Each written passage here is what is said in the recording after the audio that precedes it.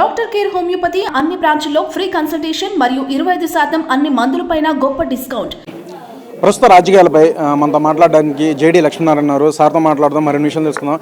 Sir నమస్తే sir. ప్రస్తుతం చూసుకున్నట్లయితే ఎన్నికలు సమీపిస్తున్న వేళ చాలా ఉత్కంఠంగా అయితే నెలకొందని చెప్పొచ్చు మన ఆంధ్రప్రదేశ్లో. సార్ ఎలా చూడవచ్చు ఈ సమయంలోనే మరి ఒక సమ్మెలు ఎస్మా ప్రయోగించడం ఎట్లా చూడవచ్చు? ఎందుకైతే ఎప్పుడైతే మన మీద అన్యాయం జరుగుతుందని అనిపిస్తుందో, ఇది ఒక రోజులో జరిగింది కాదు. గత 4.5 సంవత్సరాలుగా అంగన్వాడీ వర్కర్స్ కానీ మిగతా వాళ్ళందరూ కూడా ప్రభుత్వాన్ని అడుగుతున్నారు. ఎందుకంటే సుప్రీంకోర్టే చెప్పింది వీళ్ళందరూ కూడా ఫుడ్ సెక్యూరిటీ యాక్ట్, తర్వాత రైట్ టు ఎడ్యుకేషన్ యాక్ట్లో వీళ్ళందరూ కూడా చట్టపరమైన విధులు వీళ్ళు నిర్వహిస్తున్నారు.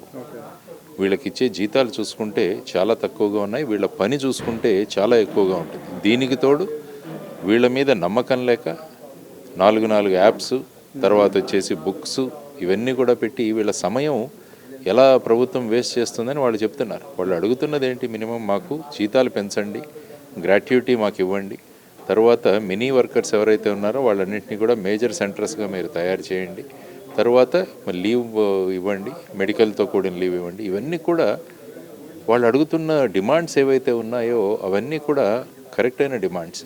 సో వాటిని పరిష్కరించకుండా ప్రభుత్వం ఈ విధంగా ఎస్మా తీసుకురావడం ఇదంతా కూడా సరి అయిన విధానం కాదు. కాబట్టి ప్రభుత్వం వెంటనే మేల్కొనాలి. వీళ్ళందరి డిమాండ్స్, అంగన్వాడీ వర్కర్స్ కావచ్చు, మున్సిపల్ వర్కర్స్ కావచ్చు, సర్వశిక్షా అభియాన్ వాళ్ళు కావచ్చు, వీరందరికీ కూడా, ఎందుకంటే వీళ్ళందరూ ఎసెన్షియల్ సర్వీసెస్. వీళ్ళు గనక పని మానేస్తే ఆ చిన్న పిల్లలు, గర్భిణీ స్త్రీలు, తర్వాత మన చెత్త చూస్తున్నాం. ఇప్పుడు విజయవాడలో రోడ్లు చూసినా కూడా ఎక్కడి చెత్త అక్కడే పడింది.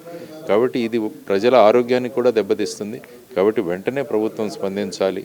ఎందుకంటే పాదయాత్రలో వీరు తెలంగాణ ప్రభుత్వం ఎంత ఇస్తుందో దానికన్నా 1000 రూపాయలు నేను అదనంగా ఇస్తానని ప్రామిస్ ఇచ్చారు. నాయకులు ఎప్పుడు కూడా ఇచ్చిన వాగ్దానాలను నెరవేరిస్తే వాళ్ళే నిజమైన నాయకులు అవుతారు. సో ఆ విధంగా చేయాలని ప్రభుత్వాన్ని మేము కోరుతున్నాం. సార్, ఎన్నికలు సమీపిస్తున్న వేళ జై భారత్ నేషనల్ పార్టీ ఇది ఒక చర్చానీయాంశం అయిపోయింది. ఈ ఎన్నికల్లో దిశానిర్దేశం చేస్తారంటూ డిబేట్స్ కూడా జరుగుతున్న వేళ సార్ దాని మీద మీ కామెంట్ ఏంటి? నిజంగానే ఆ విధంగానే అన్ని నియోజకవర్గాలు కూడా మరి పోటీ చేయనున్నారా ఏంటి? అసలు కార్యాచరణ ఏ విధంగా ఉంది? ఎన్నికల కోసం పుట్టింది కాదు జై భారత్ నేషనల్ పార్టీ, ప్రజల జీవితాల్లో మార్పులు తీసుకురావడానికి పుట్టిన పార్టీ ఇది. అందువల్ల ఎలక్షన్స్ జరుగుతున్నాయి కాబట్టి ఎలక్షన్స్ ఉన్నాయి.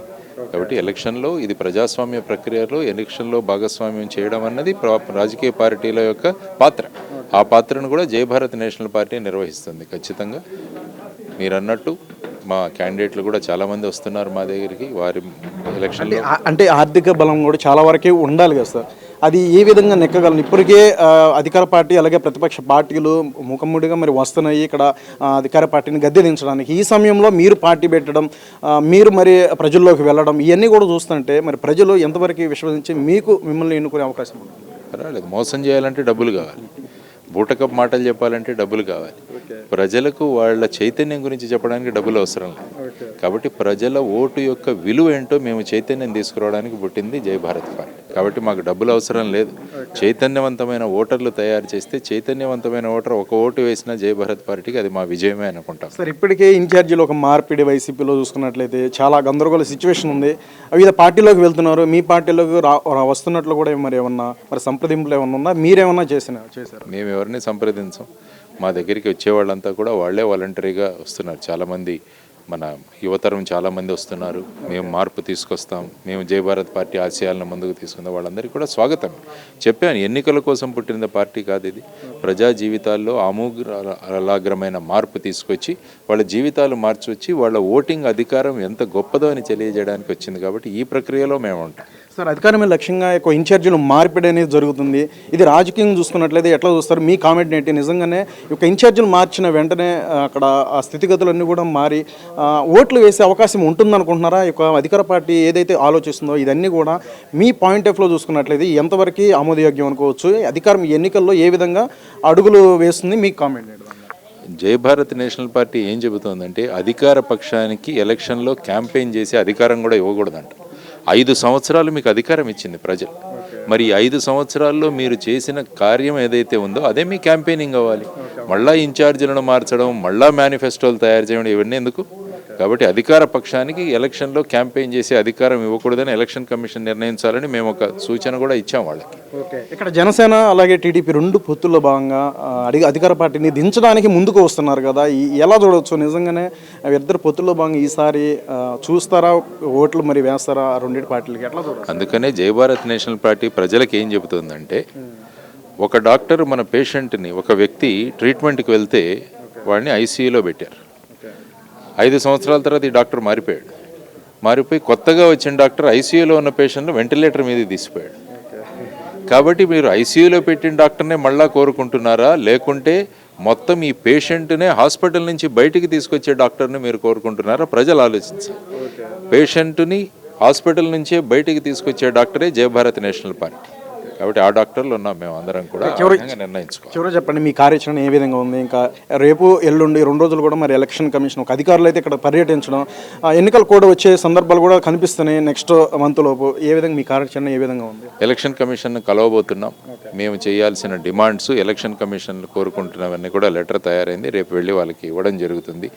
ఎలక్షన్లు పారదర్శకంగా నిర్వహించాలంటే ఏ విధంగా మీరు చేయాలని చెప్పేసి సూచనలు కూడా ఇందులో ఇచ్చాం. ఆ తర్వాత అదే చెప్పాను, ఎలక్షన్ల కోసం పుట్టిన పార్టీ కాదు, ఇది కొనసాగుతున్న పార్టీ. పుట్టిన పార్టీ కాబట్టి ఇది కొనసాగుతుంది.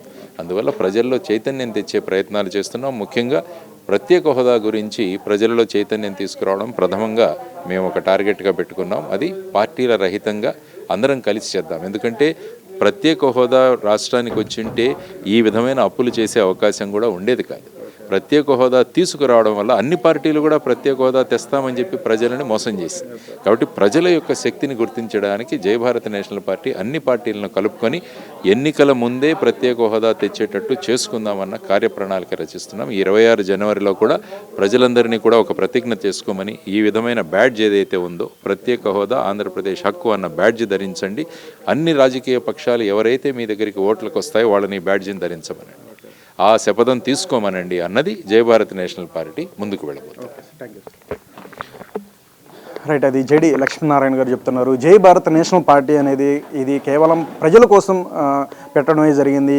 ఏవైతే వచ్చిన పార్టీలు, అధికార పార్టీ ఇప్పుడు ఉన్నప్పుడు కూడా చాలా సంక్షేమ పథకాలన్నీ కూడా అమలు చేస్తాం అన్నప్పుడు కూడా చాలా వరకు చేయట్లేదని చెప్తున్నారు. ఇంకా గతంలో చూసుకున్నట్లయితే గతంలో పార్టీలో కూడా ఎటువంటి కార్యాచరణ, ఎటువంటి ప్రజలకు చేశారని కూడా ఇవన్నీ కూడా ప్రజలు ఆలోచించారు. కాబట్టి ఈసారి జై భారత్ నేషనల్ పార్టీ వైపే ప్రజలందరూ మొగ్గు చూపుతారు. సో ఆ విధంగా చైతన్యం అయ్యే విధంగా పార్టీ అడుగులు వేస్తుంది. ఇంకా చాలా మొత్తంలో కూడా పార్టీలోకి జాయిన్ అవుతున్నారని చెప్తున్నారు. ఏదేమైనా సరే ఎక్కువ మొత్తంలో కూడా మేము నిలబడతాం అని చెప్తున్నారు. ఇంకా కార్యాచరణ అనేది మరిన్ని రోజుల్లో కూడా ఇంకా చెప్తామని చెప్తున్నారు.